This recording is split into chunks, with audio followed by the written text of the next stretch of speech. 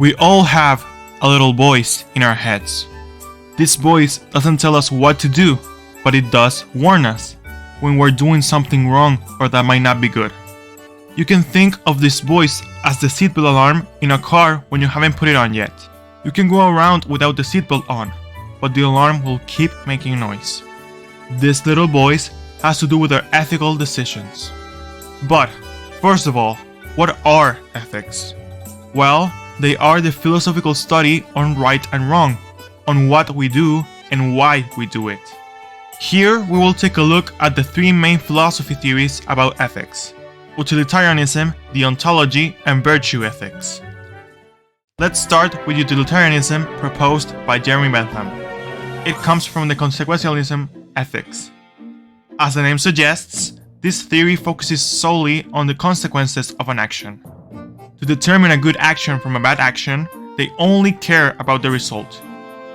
They calculate that based on the pleasure or happiness achieved versus the pain or sadness. So, if something brings more pleasure into the world than pain, they would consider it ethical. To do this calculation, they think in terms of happiness points and sadness dynamites. So, let's say that you go to the supermarket, and after being done with the shopping cart, you wonder if you should return it to the cart corral. Here, you can think of the inconvenience it takes you to return it, compared to how much help the workers would get. Then, you will see that just by making a little effort on your part, you can make the workers' day better. So, by utilitarian standards, you should return the cart. But things can get more complicated. Here's a classic example where utilitarianism can be applied: the trolley problem. You are riding a trolley and the brakes fail. There are 5 workers in front of you that will be run over, but you can steer the direction to another track where there's only 1 worker. Do you switch tracks to kill 1 person instead of 5? Most people would say yes. But here's another one. You are a doctor and there's 5 people that are about to die. Next to you, there's a perfectly healthy person that with their organs, you can save the 5 different people. Would you kill that person to save the other 5? Here, most people would say no. But why? What's the difference here? Both actions have the same consequences, so for a utilitarian, these 2 scenarios are the same thing. But for the most, the first one seems obvious to do and the second one not to do. So that's one of the big problems with utilitarianism. The difference in both actions has to do with the way it is done. In the first example, one doesn't look to deliberately kill the other person. One is just thinking of the least harm one can do. But in the second example, there is a planning of a direct contact to kill the other person that immediately seems evil and inhuman. But here's another big problem with utilitarianism. Life can be reduced to just pleasure and pain. Here's a question for you. Imagine you could go into a machine that would give you constant pleasure for the rest of your life. But if you come in, you can't get out. Would you take it? Most people would say no. There's so much more in life than maximizing pleasure. We have practices to do, projects to achieve, relationships to cultivate, a love to give and receive. True happiness lies here.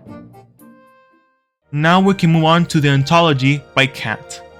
He was a German philosopher that leaned heavy into ethics and moral philosophy. Kant proposed various ideas on how to remain ethical, which he called categorical imperatives. His deontology is based on the responsibility and duty each person has in this world. It focuses on the intention of the action, rather than the consequences. If one followed a good rule, then you remained ethical. He says you can achieve this using just pure reason. First in the categorical imperatives is the universal law. This idea proposes that for an action to be good, one must think that everybody in the world does it. If this is a world you want to live in that works well, then you can go ahead and do it. If it turns out to be a world of disaster, which you don't want to live in, then you shouldn't do it. A big example is lying. If everybody lied all the time, everything would be chaos because nobody would trust each other, and we will never know the truth.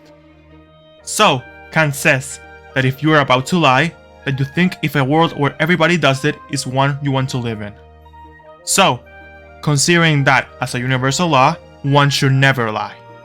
This can serve as a guide on how to act in many situations. It's worth mentioning that this idea has been challenged in philosophy.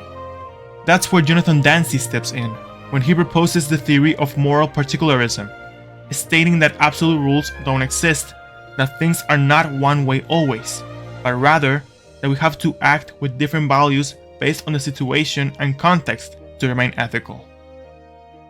As the second categorical imperative, Kant proposes the following: treat people as an end, and never as a means to an end. This means that we must never use someone to get something we want. Everyone has a life to live, a dignity that has to be respected. That is to say, that when you interact with another person, you always have to take this into account, and never use the person for your own benefit. Instead, you have to treat them like a person, one just like yourself, never as an instrument or tool. Having these categorical imperatives in front of us, Kant tells us to reflect about our intentions in our actions. Are we doing things because we want to be good with others, or because of self-interest or a reward? So, he invites us to ask ourselves if we're acting for the right reasons.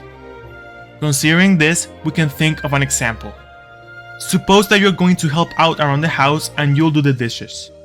Are you doing the dishes because of love for your family, or because you want to impress your parents so that they will want to get you that shiny new gift you want? There's clearly a lot of room for reflection here. So, Kant says that living ethically is a matter of following the universal laws and treating people as an end in itself, with no self-interest attached. One must act good because it is our duty and responsibility. And finally, we have virtue ethics, proposed by Aristotle. Aristotle says that in order for a person to be good, they need to do good things. Well, obviously. But he talks about this in the sense of virtues. Virtues are qualities in people that deliver goodness. Some examples are generosity, kindness, temperance, honesty, and so on. Aristotle tells us that virtues are the ways in which humans can be good at being humans, that it's our purpose and our way of flourishing. This ethical theory also has the name of eudaimonia, which can be translated to flourishing. Aristotle believed that the ultimate goal of the human being is to flourish. By this, he means it is placed above a level of happiness. A level where we feel peace, we are happy with who we are, we have love all around us, and have obtained the maximum realization of being human. It's not about pleasure, but about who we are in our lives. To achieve this, one must cultivate virtues. So, how do we get these virtues, become virtuous people, and flourish? Well, Aristotle compares virtues to learning to play an instrument. The more you practice, the more you improve. And these virtues have to be cultivated in what he calls the golden mean. This means that you have to express each quality in just the right amount. Think of it like a seesaw. Let's say you want to cultivate the virtue of having a good temper. If you usually get very angry for anything, that's an excess of the virtue, becoming a vice of irascibility. Or, the other way around, if you never act or say anything when faced with injustice, then you have a vice in deficiency, called irascibility. So, if you control your temper and fight injustice with just the right amount of it, staying respectful, you can get the virtue of good temper. And finding a mean to a virtue can help us achieve the mean of another. Gaining the mean of generosity can help us get the mean for temperance, for example. So, if we try to cultivate these virtues and find their means, by learning from experience and always trying to improve, we will become more flexible, familiar, and better people, and by the end, we will flourish. Having learned about all these theories can help us become better people. We can take the good of each one of them and apply it in our own lives. But the most important thing to know is that we live in a world with other people, with lives to live just as the ones we have, with projects and practices to engage in, and a dignity that has to be respected. We must act good because it's our responsibility. We are in this together.